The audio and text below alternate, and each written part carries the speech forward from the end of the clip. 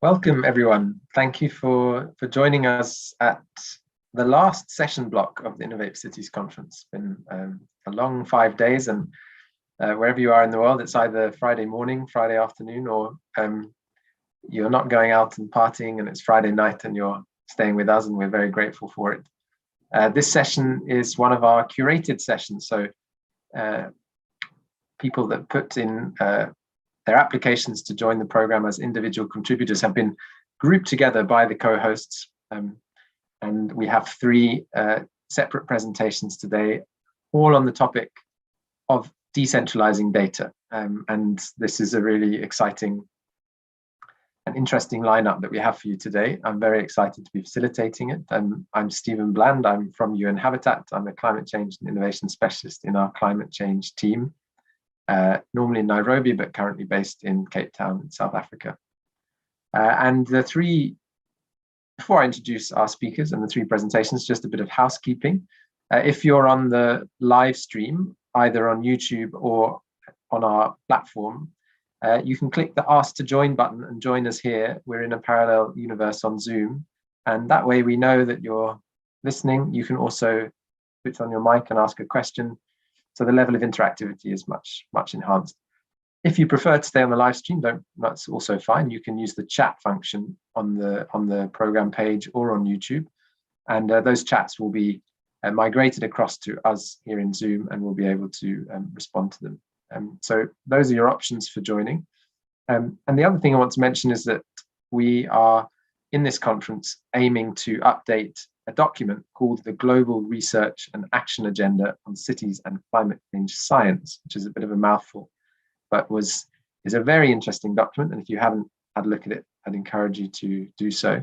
It forms the thematic framework for this, the thematic structure for this conference, and was devised 3 years ago in the first edition of this conference in Edmonton, in Canada. And we have a writing team here at the conference that their task, along with us, the co-hosts, is to revise the GRAA based on the discussions that happened this week. So both to the presenters, I'm speaking to you, and participants, there's a discussion board. It's called the Knowledge Center. If you go to the top of the website, click on Knowledge Center, where you can engage in discussions. And perhaps unlike other conferences where the discussion stays there, all of those discussions are being scraped off the Knowledge Center and put into our writing process to understand what's the latest research gaps and innovation needs are in cities and climate change. So that's just a little plug to engage in the discussion, both here in this session, but also on our knowledge boards. So without further ado, let's get into the session itself. And we have three presentations, and some colleagues have more than one person from their organization joining, and they'll be doing a tag team. And what I'll do is we'll have the presentation, we'll have an opportunity for a quick couple of questions to the presenter, and then at the end of the three presentations, we'll also have a chance for discussion. So first of all, I'd like to introduce Sanjana Paul. She's a scientist and engineer currently working as a technical associate at MIT's Sensible City Lab. She holds a degree in electrical engineering and physics, and also runs the non-profit environmental organization called Earth Hacks. And she's going to be presenting to us today about MIT's project called City Scanner, which I'm really excited to hear about, all about low-cost mobile sensing for air quality. So Sanjana, over to you. Thanks so much, Stephen. Let me just go ahead and share my screen. And hopefully you should all be able to see that, but let me know if it disappears at any point. So hi, everyone. Thank you so much for joining today. My name is Sanjana. As Stephen said, I'm a technical associate with MIT's Sensible City Lab.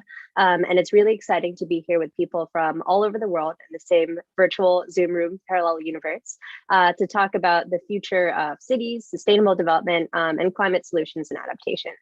So I'm going to tell you a bit about one of our projects, City Scanner. And I'd like to start by just giving you a little bit of context and background about our lab. And I apologize for the sniffling. I'm fighting a little bit of a cold, but I'm still very happy to be here. So welcome to MIT, which is the home of the Sensible City Lab and many others. This is the Great Dome, which is perhaps the most well-known or like the easily recognizable part of the university. And it's actually right down the hall from us. Our building kind of connects to it, which you can see over here. So we are a group of about 40 people in the Sensible City Lab that look at the intersection between cities and technology, and we work in a very multidisciplinary way. We're in this building that is circled over here, which hosts the Department of Urban Studies and Planning. So you can see, if you can see my mouse, here we are, and here the dome is, to give you a little bit of context.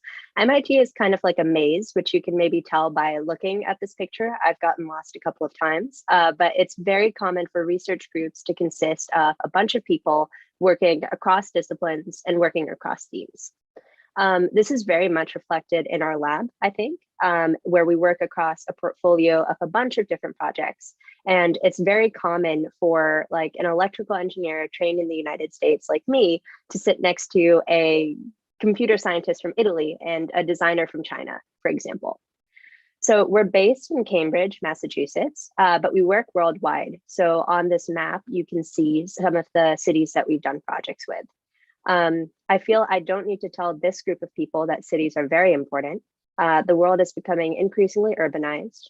With that, resource use by cities like land, water, energy are increasing. And with this urbanization happening at the same time as global climate change, energy use patterns, resulting emissions are also shifting with these urbanization patterns. So while we're housed in the Department of Urban Studies, we really look at the intersection between data, tech, and the built environment. So this ends up with us mixing together disciplines like architecture with machine learning or environmental science or mathematics. So we really like to get our hands dirty. And you can see here some of the previous and actually some of the ongoing projects from the lab. Everything from autonomous boats floating around canals to putting robots in sewers of major cities or putting environmental sensors on garbage trucks, which is actually where City Scanner started. So going back to that and building off of that garbage truck that I mentioned, what I'm going to talk about today is City Scanner, which is a low-cost mobile environmental sensor. So in this project, we look at new ways to sense the environment to detect phenomenon like air pollution, the health of roads, and urban heat. So if we look, for example, at air quality, which is one of the central focuses of City Scanner and a top priority for many cities across the world, the way that this information is captured usually follows one of two main approaches. So in the picture on the left, you see, I guess, a somewhat typical stationary air quality monitoring station.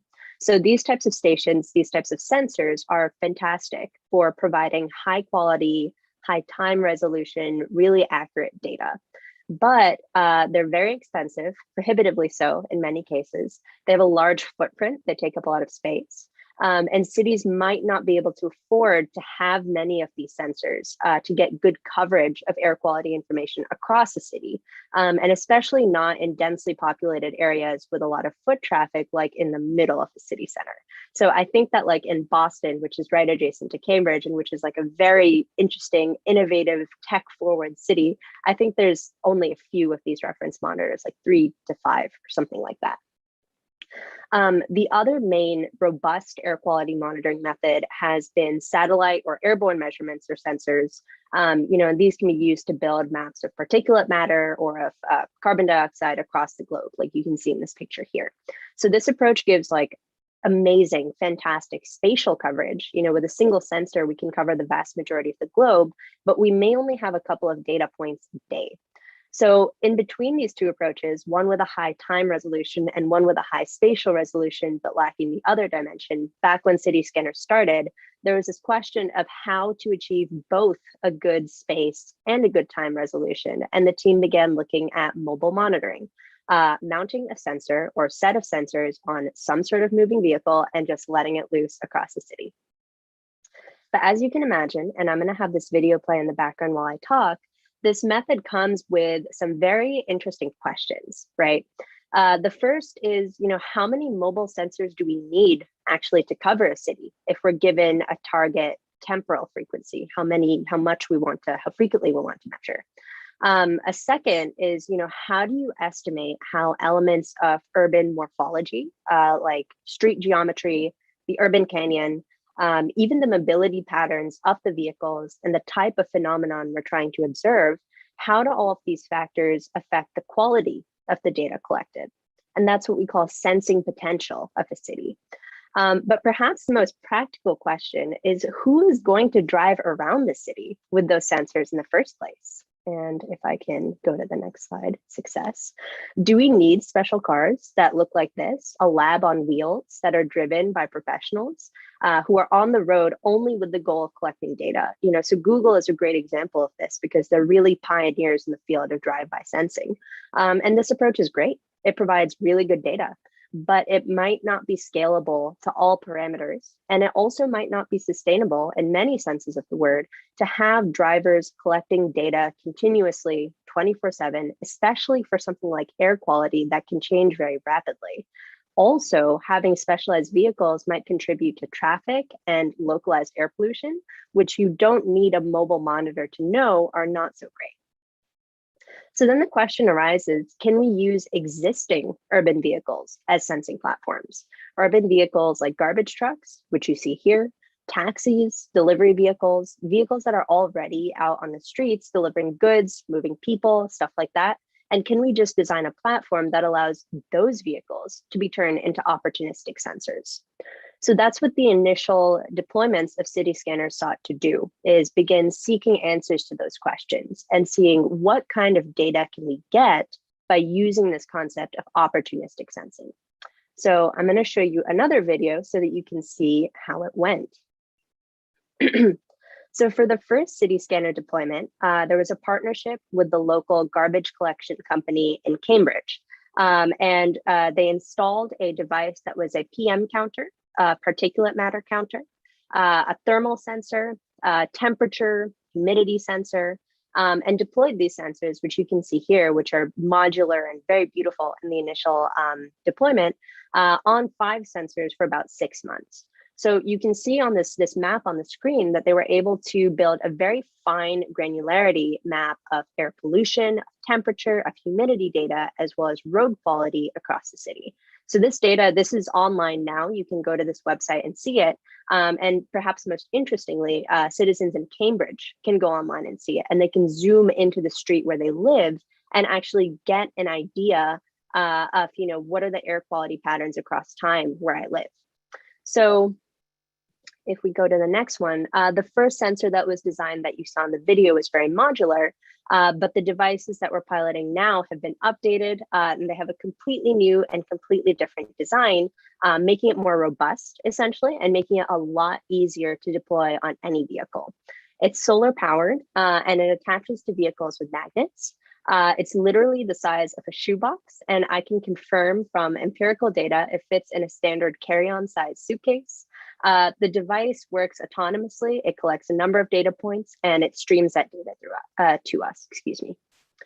So for each deployment, we build in our lab and test in and then outside our lab a small fleet of sensors that are deployed in cities across the world. So of course, the initial focus was in our hometown of Cambridge, but at the same time, we're looking at, for example, air quality in the Bronx in New York City, which I think is particularly important because of the history of environmental injustice.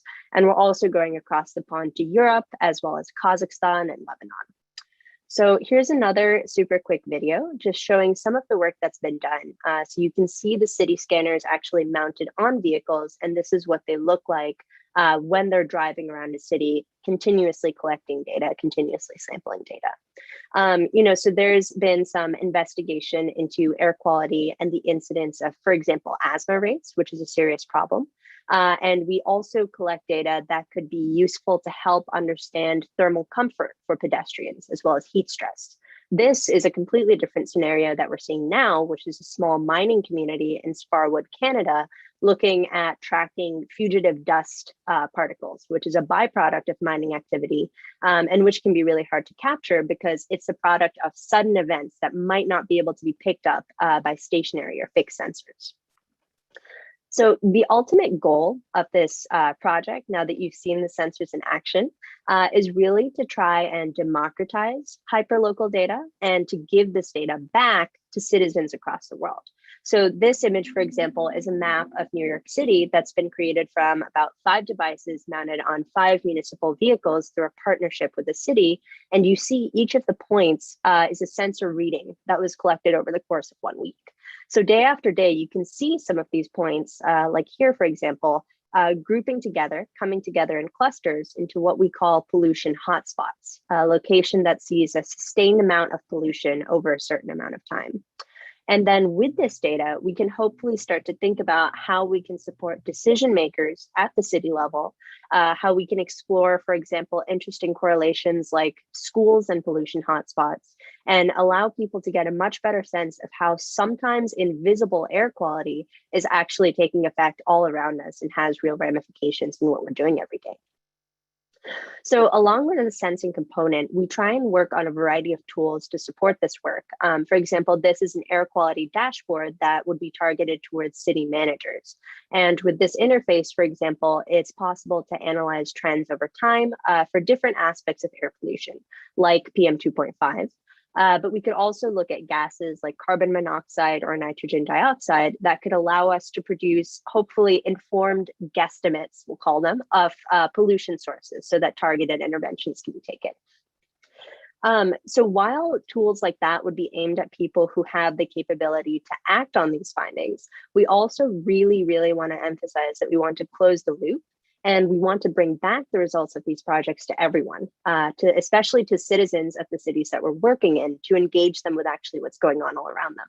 So the goal here is twofold. We, on the one hand, we want to spread awareness about different environmental issues. And we also want to use their local knowledge to determine pollution sources of concern, and what can be done to mitigate these issues in the future. So sensor technology, even relatively low cost sensor technology like City Scanner uses, or very low cost sensor technology that's used in citizen science initiatives, is getting much better. But this is not necessarily entirely a tech problem. Local knowledge, local culture, local concerns are hugely important to actually connect the dots and find motivations for investigating environmental issues and finding appropriate solutions to mitigate those, and even understanding how to prioritize some of those processes. So I'll leave you with this image of our current ongoing deployment in Stockholm, Sweden, a peek into the future of City Scanner, where the devices are mounted on electric pod taxis and are investigating the effects of urban greenery on urban heat. And we'll be very excited to share that knowledge with you in the future as well. So I'll stop here for now. Thank you so much again to all of the conference organizers and facilitators for the invitation. And thank you for listening. Excited to hear the other presentations and any questions folks have. Thank you so much, Sanjana. That's really, really interesting, and almost the teaser at the end might be the most interesting bit, that you've developed technology in these sensors to look at the question of the way in which urban greenery can reduce heat accumulation at street level. So I might have a question on that, but before that, and I welcome anyone who has a question. Sanjana can post it in the chat, or if you're on the Zoom, you can also raise your hand and ask a question. I don't see any quite yet, so let me just check the other chat just to make sure. So Sanjana, can I ask you one question? Would be around, you mentioned that these are low cost, and I know that in the air quality world there's kind of a gradation of cost. There's the very, very high cost, which is decentralized. The large AQ stations, of which, particularly in the global south, there are very, very few in each city, if any. And then you have very, very low cost, which are like the ones that a citizen can just buy off the shelf. So yours is somewhere in between. I think the definition of low cost is there. Based on cost and also other decisions, how do you decide where to place your sensors, your pilot projects, and how? Sort of what's the criteria for deciding where these go? And because I noticed you're in America, Europe, a little bit in Southeast Europe and Kazakhstan. I think there's a clamor for this kind of data also in places like Sub-Saharan Africa and South America and in Southeast Asia. So are you planning on sort of rolling them out there, and are they suitable for those kinds of contexts, taking into account things like cost and other things? Yeah, that's a great question. And actually, I'm joined by my colleague, Simone Mora, who's the lead research scientist on this project. And this seems like the perfect question for him. So Simone, I'll actually defer to you on this one. Thank you, Sanjana. So I think, we started this project with a pilot here in our backyard, basically in Boston at MIT. And then we moved east. Well, we moved west first to Canada, and then east to Europe. But I think our goal is to map the cities that are the most diverse, and that's why we're looking into Kazakhstan. We're looking into also another pilot that Sanjana hasn't mentioned because it's pretty new, is in Beirut, Lebanon. So I think the ultimate goal is to almost try to build a sort of a fingerprint of air quality in the city. So we can try to identify if there's sort of cluster of cities that have similar behavior. Maybe some cities are very polluted in during certain time of the day. So of course, you could always think that rush hours are the most polluted, and highways are, of course, places where you don't want to be. But on the other side, I think we're looking at the data, for example, we're collecting in your city. For example, we're seeing that are very unusual hotspots. So sometimes you might find a sort of a pollution hotspots near schools, near park, which is something that you don't expect. And I think this comes from sort of the power of putting together or mapping the micro source of pollutants, which are usually not not picked up by regulatory monitors. Both because those monitors usually are, at the outskirts of the city, because you cannot have many of those monitors in city centers. At the same time, because especially if the hotspots are sort of industrial emission, the pollution, the particle of pollutant that are big, they fall to ground very quickly, and they're hard to be picked up over distance. So I think it's again, I think our dream is to have this map of cities where we try to extract fingerprints and to compare those signatures. Fantastic, thanks, Simone. And maybe one other question for the day. I actually got lots of questions for you, but so which one to use? Maybe you could tell us a little bit about how the city partners that you're working with use this data. You've explained a lot about the technology and how you developed it. And of course, that's your expertise. But it'd be interesting to share your perception on why this is useful for local governments and other stakeholders, and how they might use this data in their policy making, etc., and then community outreach, for example. Yes, so I have to say that we've just started to kind of run pilot with more than one device on the street, and for sort of extended amount of time. And that's because it took to us almost 2 years to reach a sort of prototyping stage where we have a device that can survive into the wild for more than a few days. Especially in academia, you used to, we build prototypes, we do a lab test, and then it doesn't matter if the prototype breaks apart after the lab test, because we have sort of tested our hypothesis. With this specific process, our sort of lab is the city, and then we have to take into account, all those possible things and challenges that things that could go wrong. Because as Sanjana said, so I think it's important to restate that the devices are not driven around by professional drivers.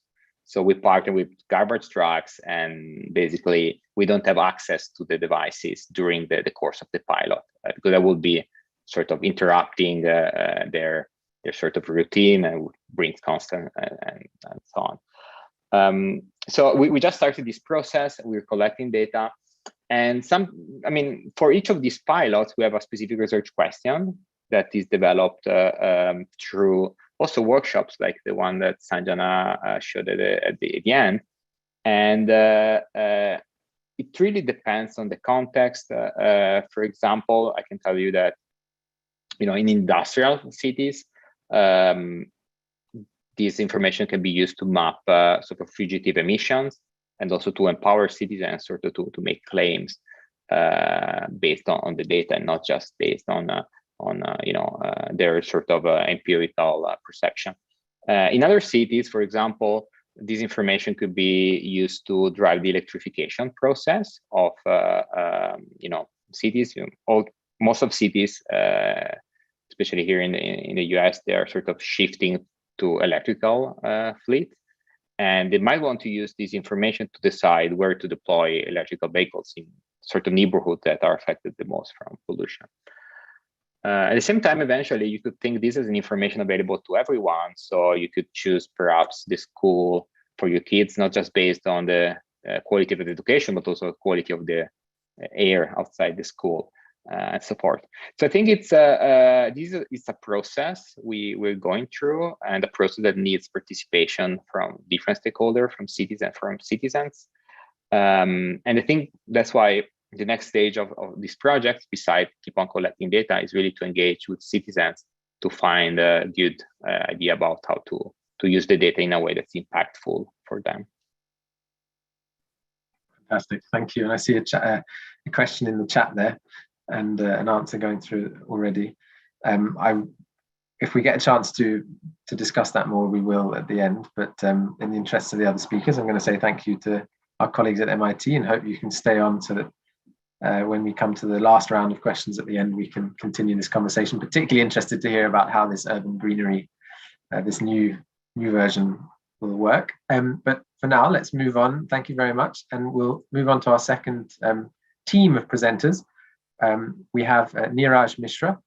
He's from John Snow India Private Limited, and he's the city project officer for their Building Healthy City projects in Indore in India, and has 20 years of experience in managing health programs and working on city policies related to smart cities. And then we also have Dr. Meenakshi Kar. She's currently working as an assistant professor at the Indore School of Social Work and has extensive experience in the field of teaching and practice. So I welcome both of you. I think you're going to tag team and tell us about the topic that's already on the slide. So straight over to you. Thanks.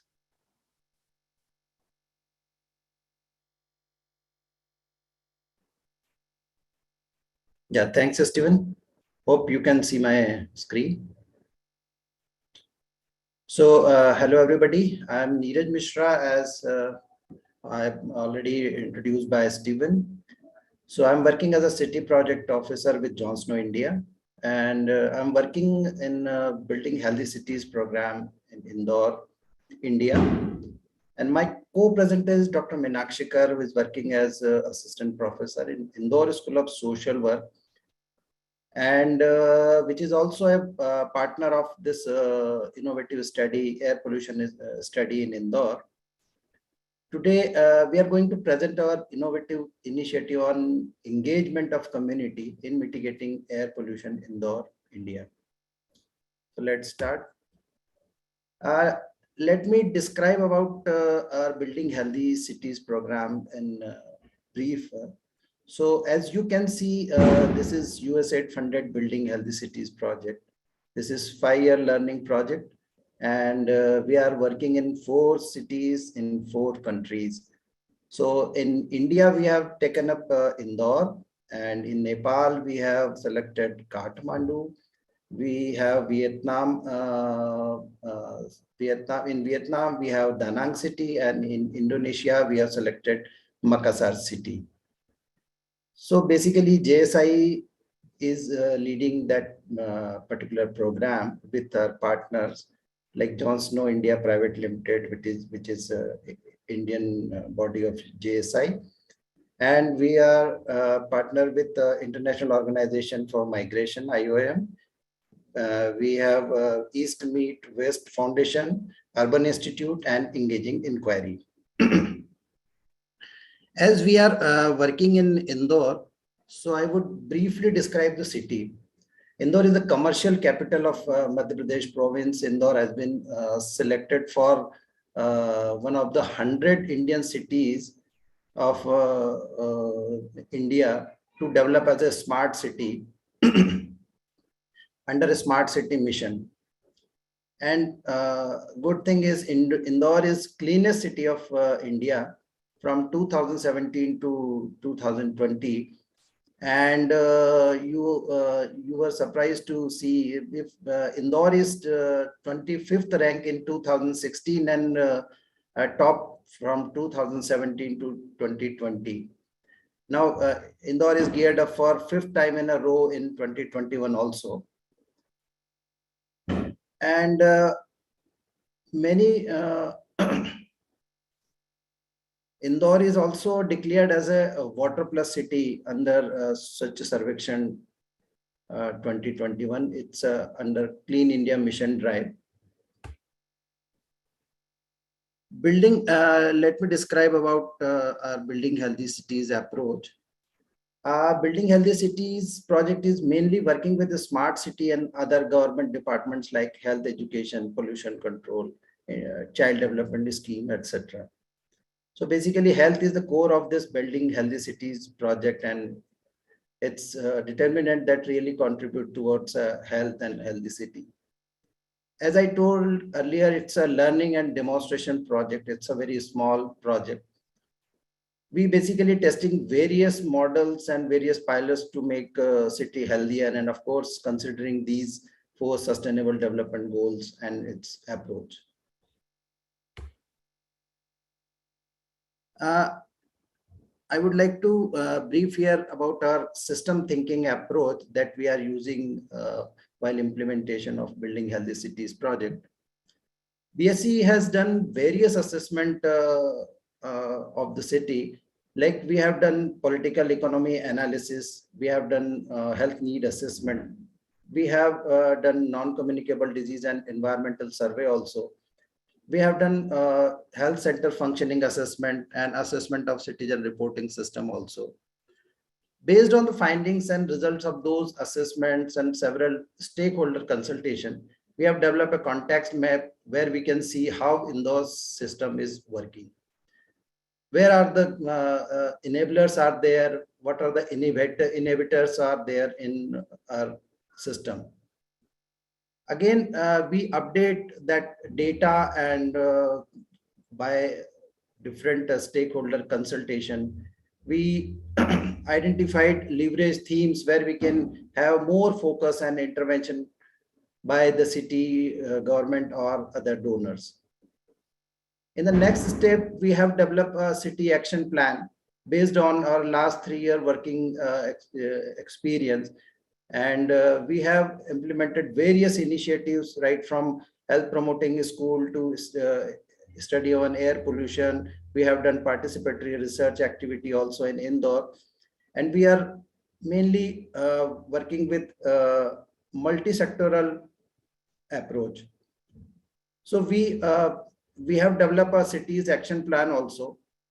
And we presented this action plan in multi-sectoral Smart Health Working Group that Smart City has created to oversee the initiatives and activities of health and other contributors under the Building Healthy Cities project.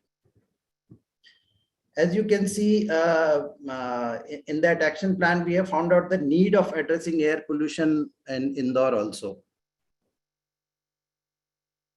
So in order to address utilizing the 3 core values of Building Healthy City project, that is data-driven learning and community participation and and multi-sectoral engagement. So we based on the study to improve knowledge, behavior, data and advocacy relating to those activities most often polluting the air in Indore. So we have initiated this pilot study in Indore to address the air pollution issue. Let me describe briefly about our objectives of this study. So we are in, we try to motivate 20 communities in the addressing air pollution. And we want to empower community to collect and use air quality local data that we are getting through our sensors from various locations. We also want to support city authorities to intervene on the intervention areas where we found out some of the gaps that to be met by the city development authorities or other donors. We basically want to develop a basic understanding in the community, especially in underserved and high-risk communities. We want to evaluate an applicability of quality of AQ sensor as my earlier presentation panelist has already described about low-cost sensors. So we want to evaluate the applicability also to air pollution study or to get air pollution data basically. And the last, identify factor that suggests measures and required to each sector system to reduce air pollution. Basically, we work on a multi-sectoral approach and we want every sector to contribute in mitigating air pollution, though Indore is not in high-risk zone. So, but we want to work in that phase so we can control this air pollution problem in early stage. Now, I would like to give a brief of what we are doing in air pollution study in Indore. So we have procured 20 air quality sensors. They basically measures PM 2.5 and PM 10 only. So we have deployed our sensors in various strategic locations with the joint consultation of Indore Municipal Corporation, Smart City, Pollution Control Board, and of course BHCT. We have installed those sensors in slums, near government school, traffic congestion points, near health center, because Indore is a foodie city. So we installed few sensors in food streets also, and of course industrial zone. So to start the study, we also have installed 3 sensors near the Gold Station of Pollution Control Board to validate our data that our low-cost sensors are efficiently working, and the data they are giving is really valuable and as per the standard from Pollution Control Board also.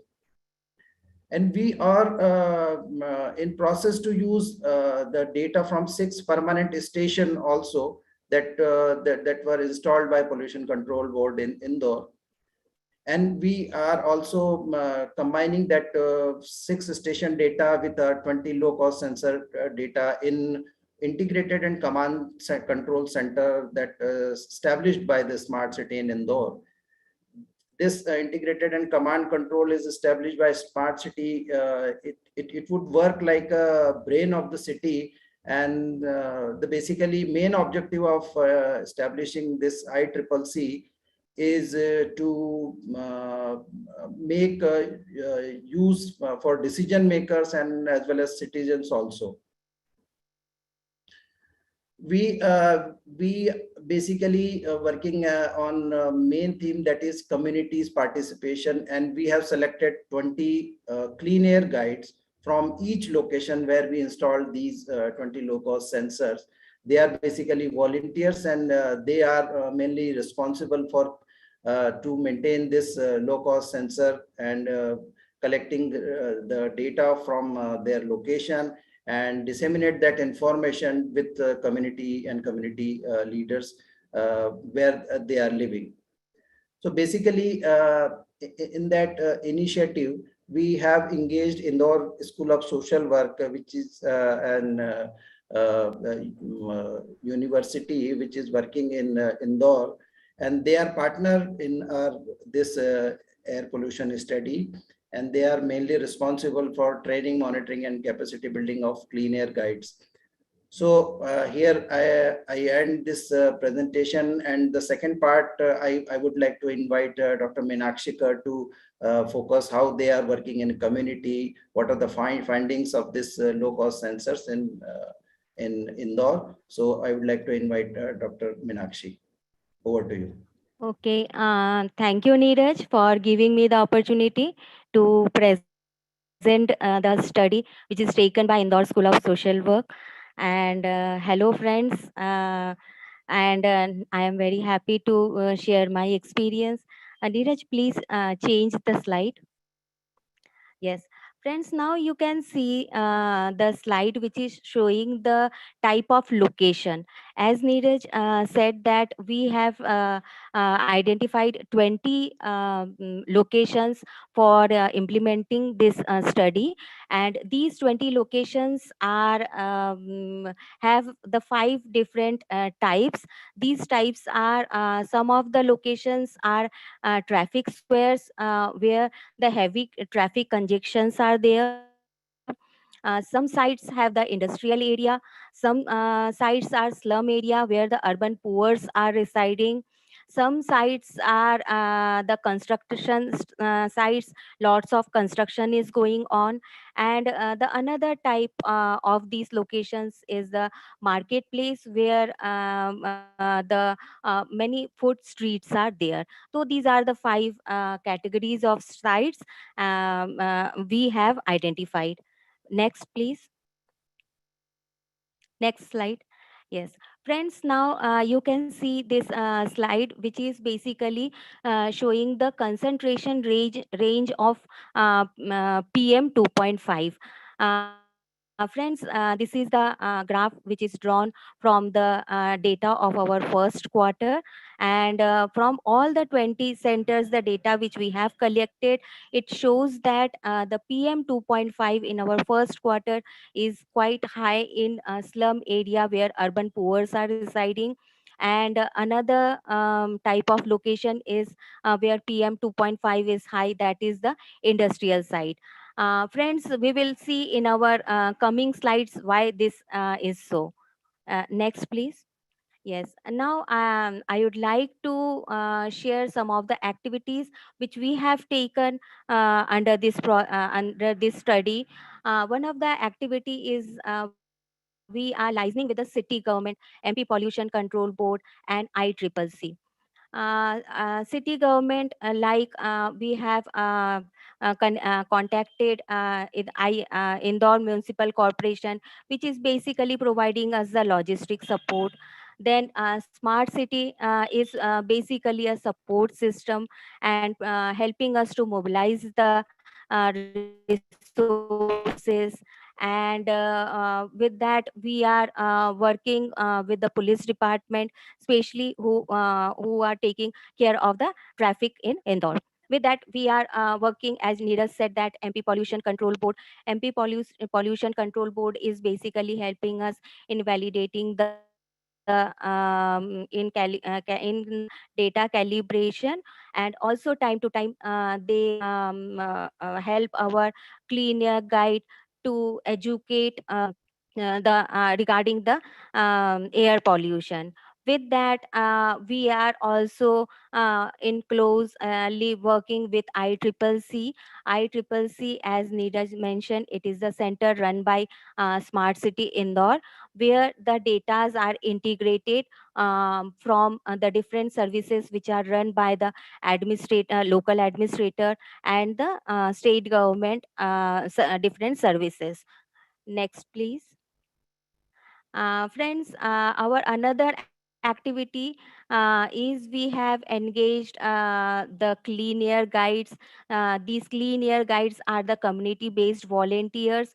As Neeraj said, that we have engaged 20 clean air guides, and these guides are having a very vast kind of experiences, different type of experiences. Some of the clean air guides are having the education level of 12th standard, and some are pursuing the post graduation. So in that manner, very different type of status they are having. With that, this clean air guide right now, we have engaged 11 clean air guides. They are female, and 8 clean air guides are male. Some of the clean air guides are the local community women who are very proactive. Some are the youths who are working as a clean air guide. We can say they are as a power center of the community. Some of the clean air guides are the developmental students who are doing community development. So in that manner, we have a very different type of experiences of clean air guides. Next, after the after this clean air guides engagement, we have given them training because they are the raw person. They don't have much experience in air quality. And after the training, these clean air guides these low cost sensors are deployed in individual location. Before installing the low cost sensors in individual location, they are calibrated, as Neeraj earlier said to you. Next slide, please. Then another important focus is to identify the sources of the air pollution. And basically, here I would like to say that our clean air guides are, with the help of the community participation, they are identifying the sources of their community. Some of the general sources like the pollution because of the vehicle, that is common in all our center. Then pollution is there for the industrial smoke. With that, through this study, we came to know that at in the individual location, sources are also different. Like here you can see a crimination ground. One of our community has the crimination ground, and in that community, PM 2.5 is quite high in this COVID situation, because every day there is a burning of 70 to 80 dead bodies. And in India, we are normally following the manual cremation, because this is our religious taboos. Another site is having lots of sand and constructive materials, creating the pollution. This is another source. Then few more location specific sources were identified by the clean air guides, and these sources were identified, as you can see, with the help of the social map. Our clean air guide, with the help of the community people, they have developed the social map, where they have traced the different sources, major sources, and the secondary sources of air pollution. And this gave a basic understanding of the community, that where are the different sources located in their community. And these sources, later on, because of these sources, the pollution created are traced by the sensor. And these sensor data are communicated with the community people by the color data, which is very successful effort of ours. Next, please. And the another thing, time to time, we develop the capacity of our clean air guides. We develop their knowledge, we develop their skills, techniques through the monthly meetings and quarterly meetings. Next, please. And at the end, I would like to say, we have undertaken the community awareness survey, that how much community know regarding the air pollution, because this is quite a new area at the community level, because normally we don't talk of air pollution, because air pollution cannot be seen. So we have undertaken the community awareness, and early findings says that almost half of the citizens realize that their community is good for their living. That means 0.5% is satisfied, satisfied from their community, and half is saying that it is not very good. Another finding is 1 in 10 citizens dislike their community due to the environment issue. That means this shows that the sensitivity towards the pollution or air quality is very less in Indore. Then two-third respondent do not bother about air pollution. That means ki very less sensitivity, yeah, or botheration is there among the citizen. About 50% citizens had opinion that air pollution remains same throughout the year. They don't have the knowledge that air pollution changes with the season, with the day and night time. So this is the level of their awareness. And and a few more finding is majority of the citizen believe that the emission from the vehicle and industries are major sources of air pollution, and they are unaware of the specific sources which we have came across while undertaking the study. With that, Thank I you. will thank you very much. With that, I will wind up my presentation, and thanks all. Thank you, Meenakshi, and you did very well at responding to my pressure there. Thank you so much for this joint presentation. Really fascinating, and for me, coming from you and Habitat, particularly interesting because we have a program that we call people-centered smart cities, and very much our philosophy is that the term smart city has to have people-centered before it every time. Otherwise, we risk not taking into account the needs of people and communities as we develop these new technologies. And very clearly in your project, a Smart Cities project, it's very much community and people oriented. I would like to ask one question to you, but it have to be quick because we're a little bit over time. And that is, what are your experiences? And perhaps the project is too early for this, but sometimes I feel in air pollution engagement, it can be a little bit difficult to help people understand what they can do about it, because one can become aware that there is pollution and it's in certain places, but for an individual citizen, sometimes tricky to know how they can avoid it. And what's your experience been of engaging the community on that topic of what they can do? What are the actions once you know that the air pollution is bad? Any reflections on that? Yeah, I would like to give answer of this question. Basically, we assessed air quality in different 20 locations. So one of the location we found out that biofuel burning is very high. So we create awareness among people to stop biofuel burning, and because in India we have a Ujjwala scheme that the government is provide subsidized gas, LPG gas connection to the poor people also. So we motivate them to take that connection and stop biofuel burning. So in that way, we are creating awareness, and we are stopping people to creating air pollution in the city.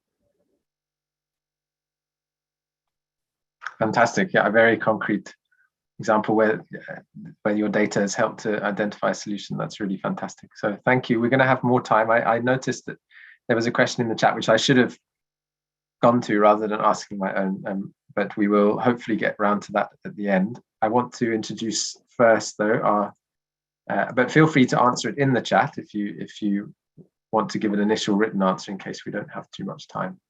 And last but not least, I'm delighted to welcome Alex, who's a principal researcher at Nesta in the United Kingdom, and she's at the Centre for Collective Intelligence Design at Nesta, which is the UK's Social Innovation Foundation.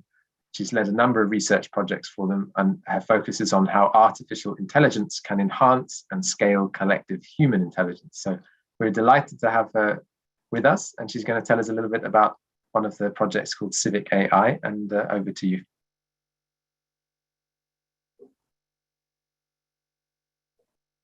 And we can see your slides, and just need to unmute, and away you go. Yes, I was so ready to share my slides that I forgot to unmute.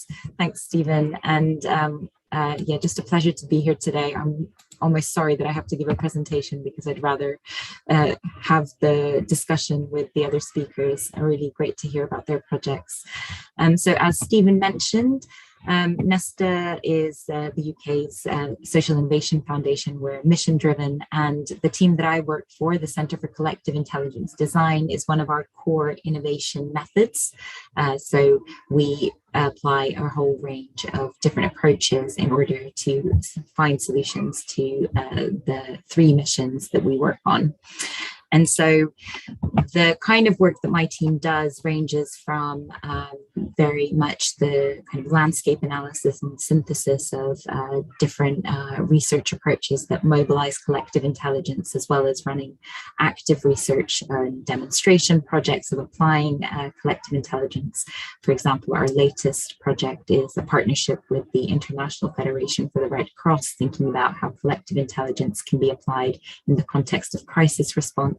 We also develop a whole range of tools for others to tap into these new methods. So our collective intelligence design playbook is something that we work with various external organizations to implement and help them think through the design of their own initiatives.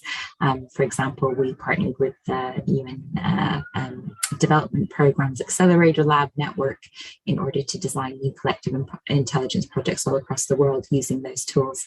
And we also support others to carry out research at the forefront of the intersection between collective intelligence and artificial intelligence. So that's just a little bit of context about the kind of work that we do.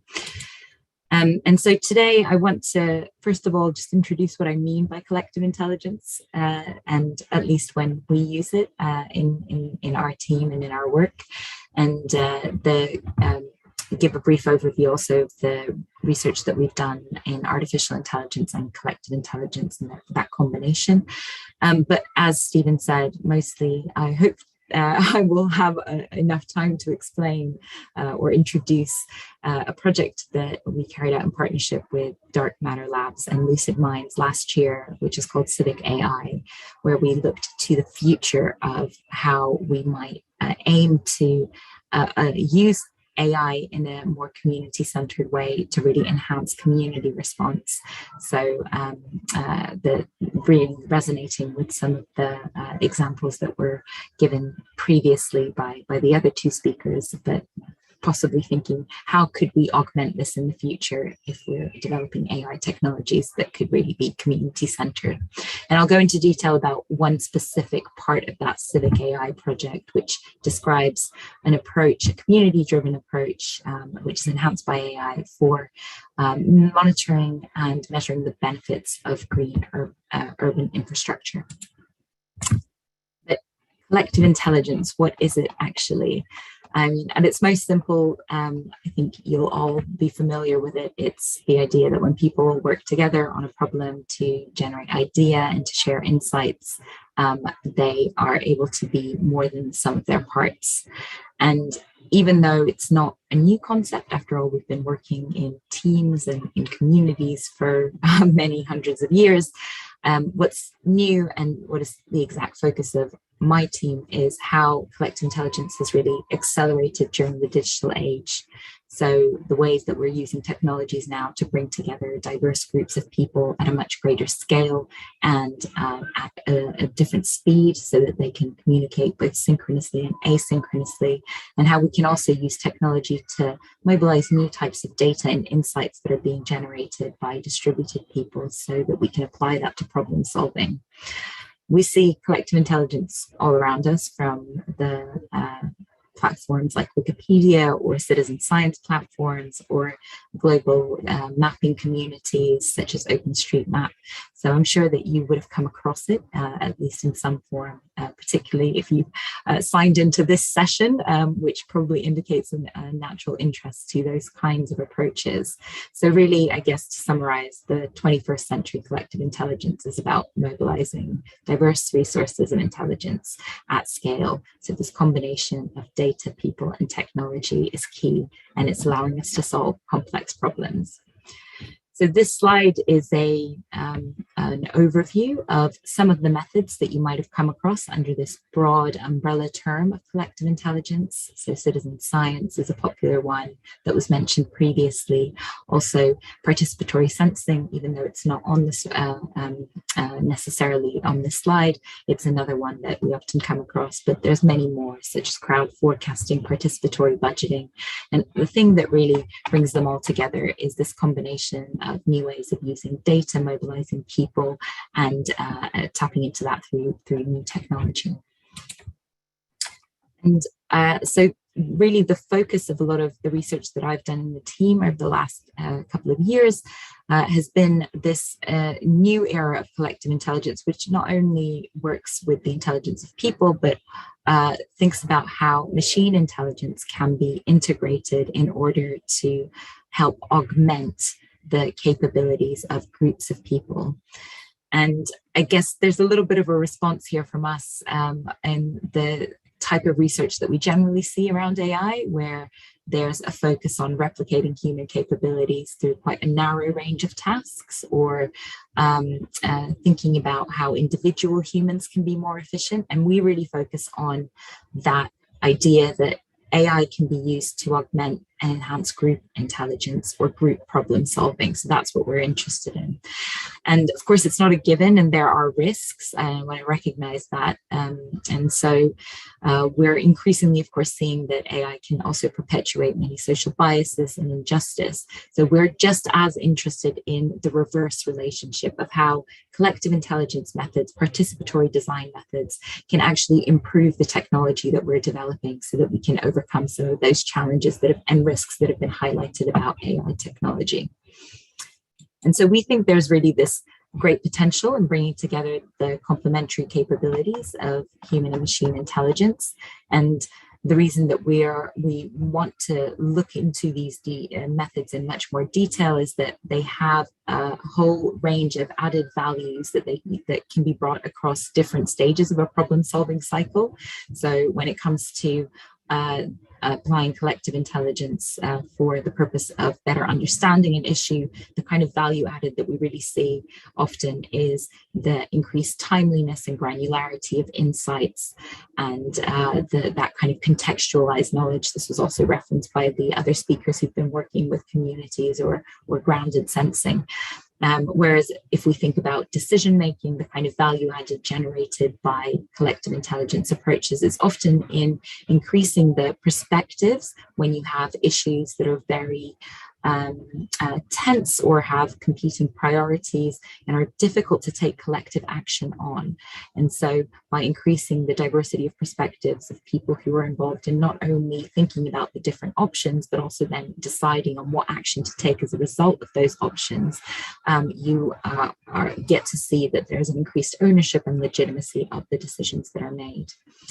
And so these approaches, in the research that we've done, we feel that it's evident that they're particularly relevant when it comes to some of the more complex or what are often called wicked problems that we increasingly see in society. So the ones that have multiple interdependencies, rapidly changing dynamics, and also a lot of different sources of uncertainty.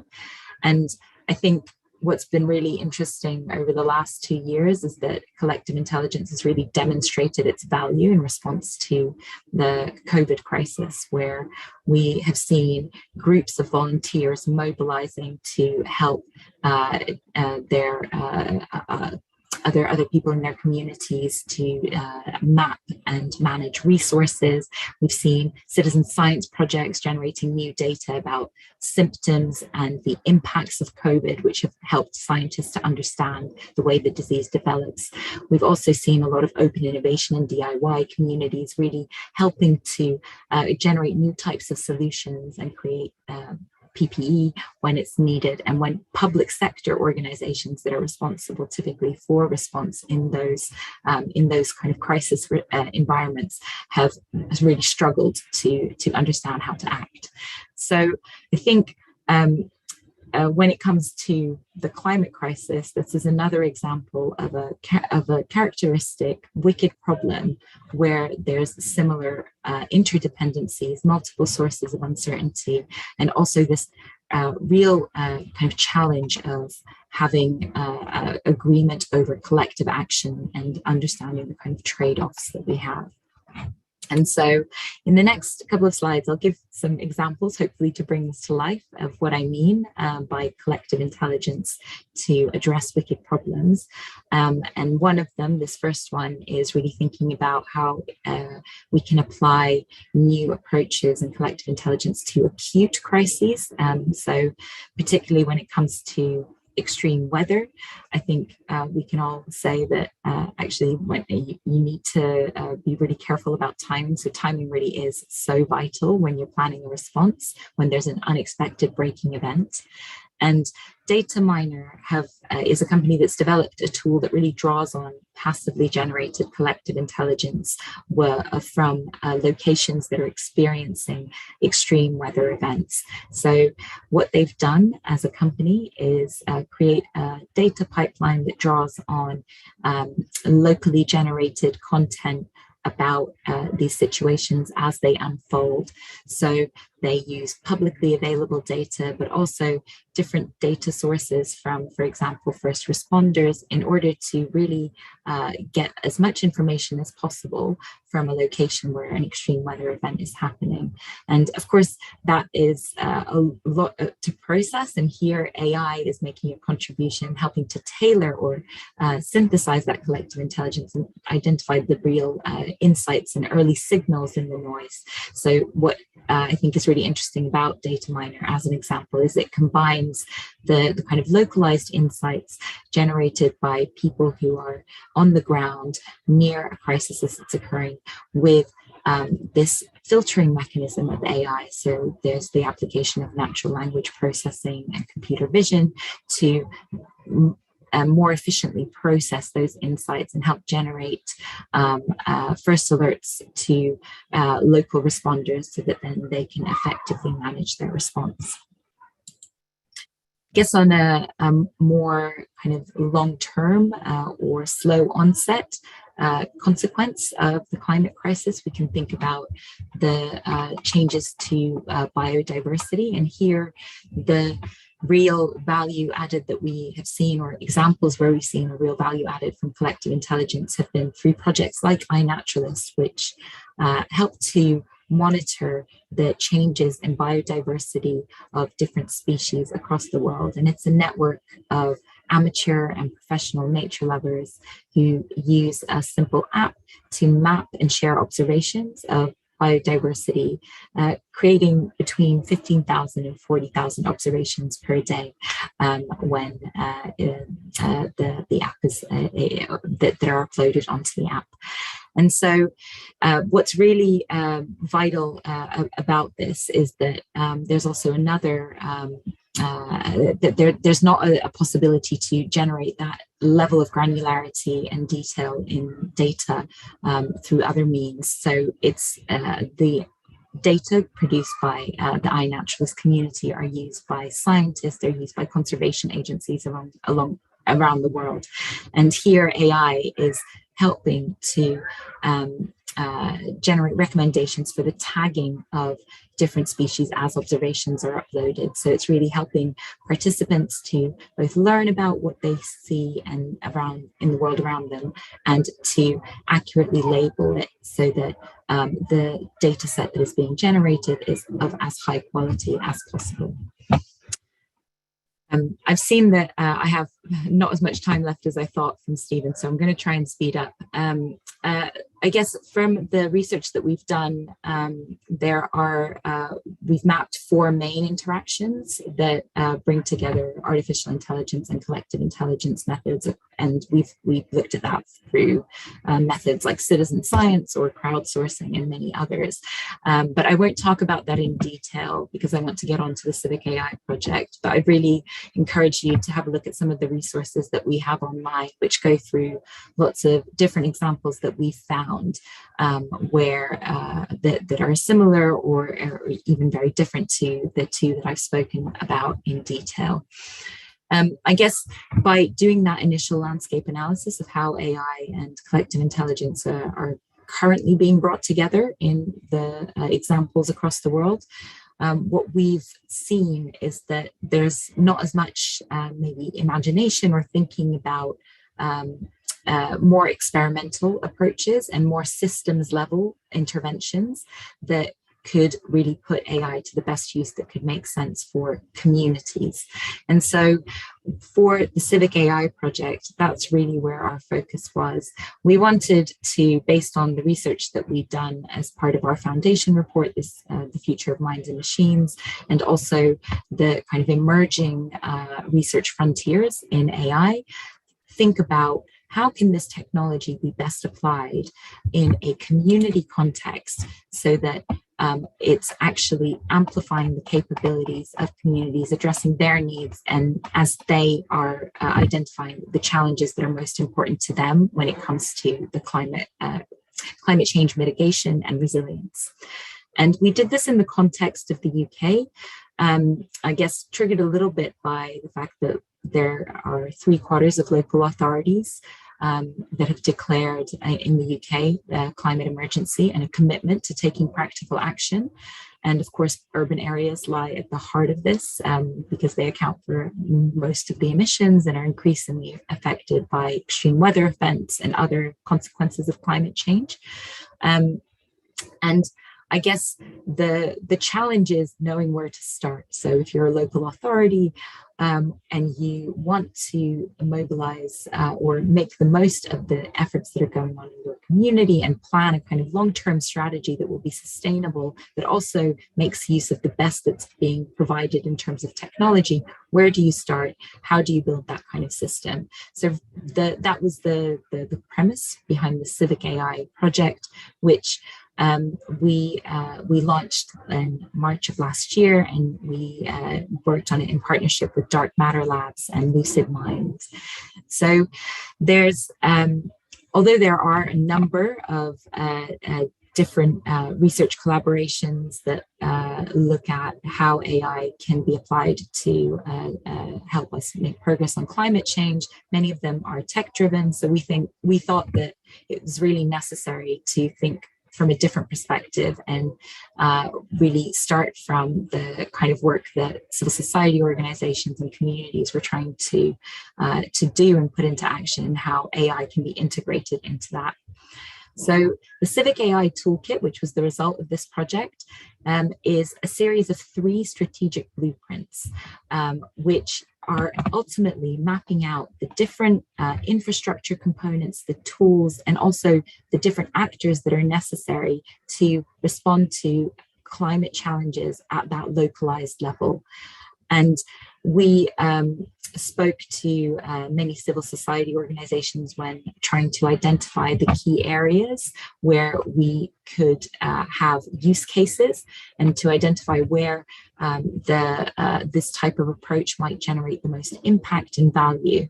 And as a result of that research, and also the work of previous projects or ongoing projects like Project Drawdown and the Exponential Roadmap, we identified 3 key case studies where we tried to develop this speculative blueprint for the future, which brings together both collective intelligence of communities, local authority contributions for the infrastructure, and new applications of AI to solve problems.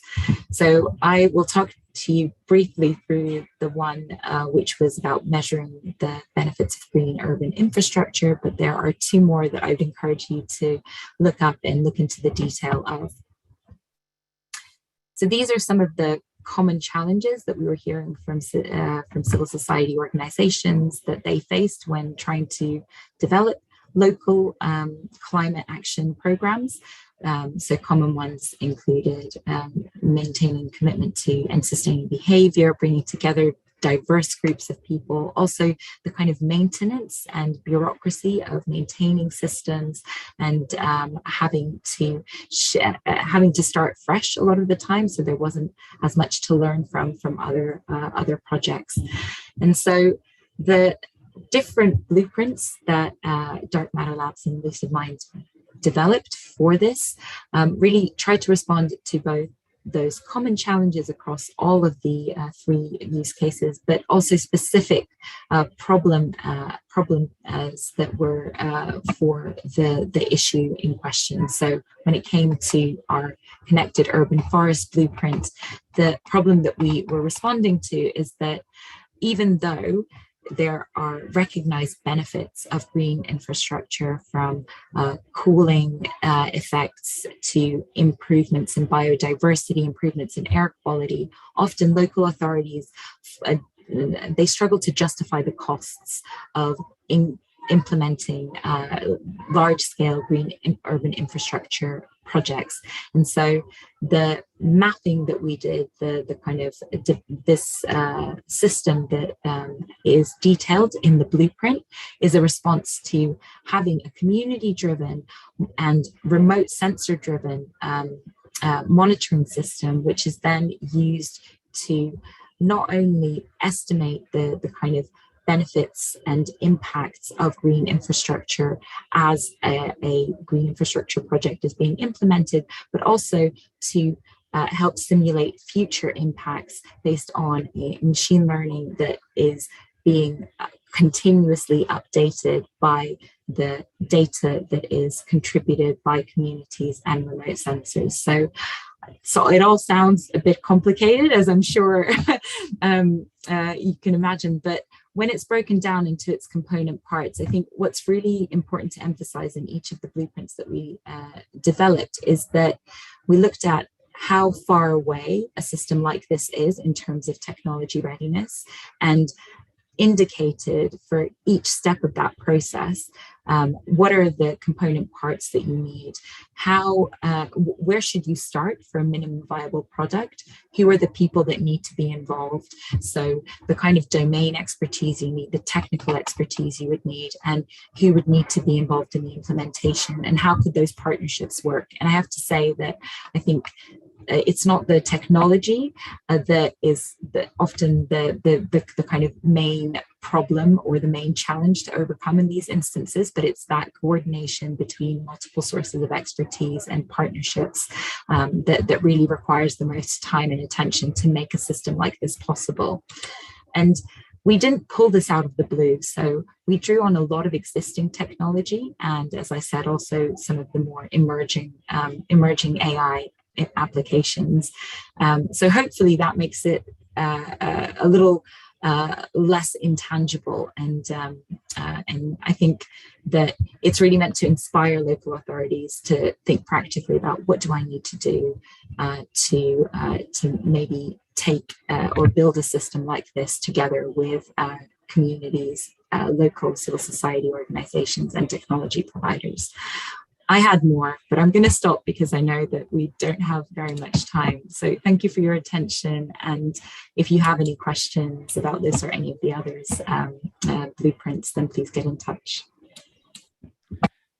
Fantastic. Thank you so much, Alexis. What a rich presentation of, I agree, a complex topic, but one that you managed to explain very clearly. And I think I have lots of questions about the application and where it was applied, and also the longevity of the project, and your thoughts on how it could, its sort of sustainability and how it can be rolled out. But with only 10 minutes left, let's see if we get to that. The question I'm going to ask all of you first, if that's all right, is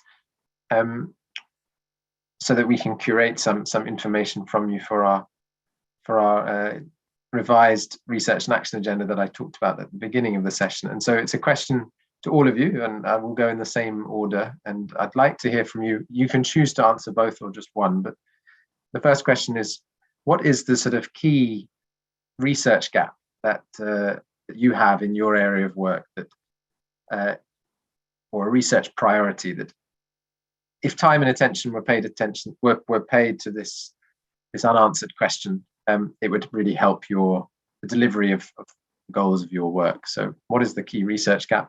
And secondly, what is the sort of key innovation that you need, the thing you haven't yet worked out how to solve, where there's actually a need for innovation? Now, it could be technological innovation, or it could be something very different. As Alex mentioned, the kind of all the partnerships and governance and coordination there's actually, that's where the real stuckness comes and where some kind of innovative approach is needed. So those are the two questions. You can answer both or one, depending on what comes into your mind. And as I said, these are the core questions of our conference, and so your answers will be scribbled down and used. So maybe first to the MIT team, and then we'll go in the same order that we presented.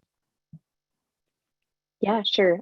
So I actually will start with the second one, because something did come to mind. Is kind of, thinking about what's an innovation we need or something that we don't know the answer to. And I think it's actually not a tech innovation. It's kind of a cultural innovation or an interpersonal innovation.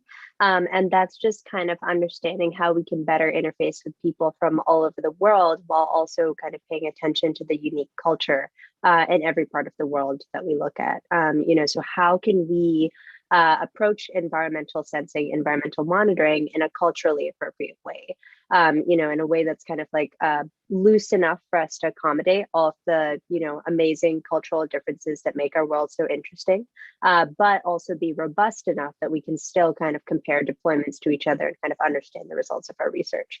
So figuring out what that framework looks like and figuring out how to kind of really weave those themes into our research, I think would be super interesting and would really propel our project forward. Fantastic, thanks. Thanks so much, Sanjana. What an interesting response. It wasn't the one I was expecting. So that's, I want to come back to it, but let's first go to Neeraj or Meenakshi. Do you have a thought on either of those questions? Yeah, we basically a small pilot initiative in Indore. So we have limited resources. So we would like to scale this up with the government support or with the other donor support. And we basically think to display this air pollution data with the technology used for every citizen. So it would be required intervention from government or other donor side. So it is my main concern. Yeah. Thanks, Neeraj. Meenakshi, do you want to add anything to that? Yes. What I realized after working on this project, that many research scope is there in this field, as many different type of sources we have identified, which is community based, and that means that exclusively in that particular community that resource is existing and creating the air pollution. And presently we need to study that how that particular source is impacting on the health of that community people. So as I realize that lots of studies needed, lots of research work need to be done, mainly to identify the community local source and how that is impacting the people on their health, and what the people can do unitedly to better the quality of air. That what I presently realize. Thank you. Thank you. Yeah, so it's a kind of source apportionment issue and also action oriented too. So thank you. And actually, Alex, over to you. The same question. Thanks. I think I would also like to emphasize the non-technology kind of focus, because actually from our experience of working on demonstration projects, from the work that we've done with also the UN Development Programme Accelerator Lab Network, that's not where you get it's not the technology that's the real barrier. Often it's about the integration into institutional processes.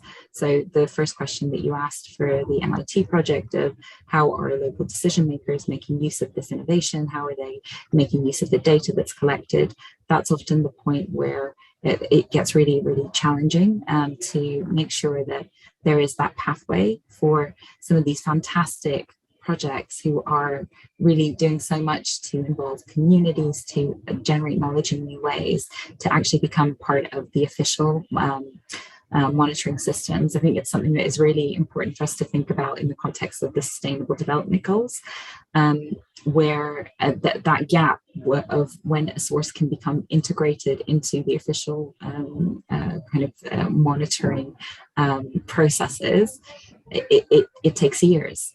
And the innovations that are there, they're unfortunately quite piecemeal and not as coordinated and interconnected as I think is also necessary. I would kind of say that that's probably a second thing to emphasize. And also, I guess so equalizing access to some of this technology. So really focusing on developing kind of open and technology commons and making sure that it's not just the global north that is using some of this technology, but helping to build sources of expertise, centers of expertise in this in other locations, so that we can also learn from that. And I think it will help to improve the technologies that are developed.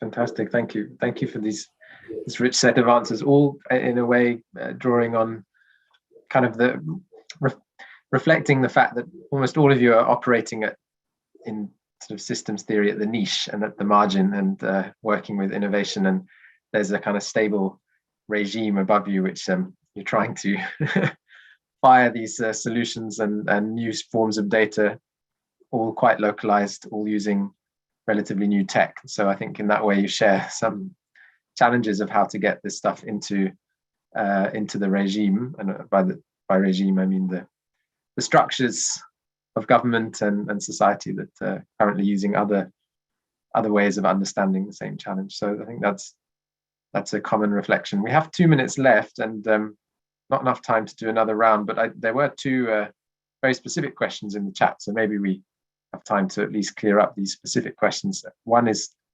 someone wanted to know the actual cost, Sanjana, of your device, the one that's on the vehicles, if that information is not proprietary, and if it is, maybe you can give us a range. And also a question for you, Alex, about whether this civic AI system that you developed is just available in the UK, and maybe I would add on to that is sort of how big was the rollout and what's next. So maybe first to Sanjana, and then or Simone. Yeah, I'll take this question. So I'm laughing because it's the question that we always get, and the question that we don't like to answer, not because of a sort of a proprietary information, but because we're building prototypes, and so we're not at the stage where we can actually put a price tag on the device. So when we say it's low cost, it costs us in parts less than $1,000 to build. But of course, there is a sort of a lot of work included both for the construction of the device, that is sort of still done in a very manual fashion, and also to the data analysis. But I think that even especially with the sort of at the production scale, we can keep the price of the device within or below the $1,000 mark. Thank you, Simon. Thanks for that useful answer. Alex, the question to you. I wasn't sure whether this was in reference to the Civic AI project, because it indicates, if it is, then it indicates that I wasn't very clear in my description. I think I was trying to get through it too quickly.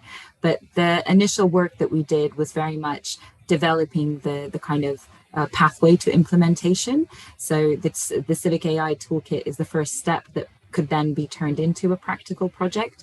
I know that Dark Matter Labs have recently been awarded a grant by Climate Kick, where I believe they are actually testing out some elements of the green infrastructure blueprint that I described. There's also a project in Manchester in the UK that has elements of that system. It's called the Ignition Project, which brings together different stakeholders to develop a business case for green infrastructure in the city. And they're using remote monitoring and also, I think, citizen science in order to help create the kind of data for that system. So I think, yeah, there are examples of parts of it being implemented here and there. But if, Brenna, that was a question because you are interested in actually working on a project like this and would like to work with us, then definitely I'd love to work with you. So please do get in touch. So yeah, that's my kind of take on it. Fantastic. Well, Brenna is a part of our writing team, and she just had to drop off because they have a writing team meeting, but I will pass that message on to her. We're out of time, I'm afraid. We're 1 minute over our allotted schedule. I'd like to thank all of the presenters for such interesting cases and presentations. I think really diverse in many ways, but also I've picked out some commonalities in terms of the processes that you're following and some of the challenges that you're facing.